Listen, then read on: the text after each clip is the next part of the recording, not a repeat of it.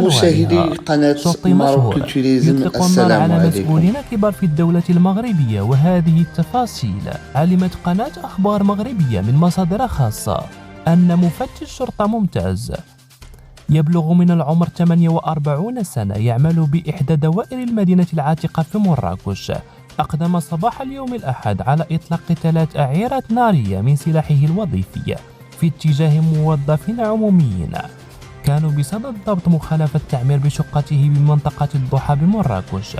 المعني بالأمر والذي لم يتقبل منعه من طرف القائد مرفوقا بعون السلطة ورئيس وحدة المخازنية بالملحقة الإدارية من مواصلة بناء عشوائي بشقته، والذين تمسكوا بهدم ما تم بناؤه ليعمد الأمن غاضبا إلى استخراج سلاحه الوظيفي وإصابة عون السلطة برصاصتين والمخازن برصاصة واحدة.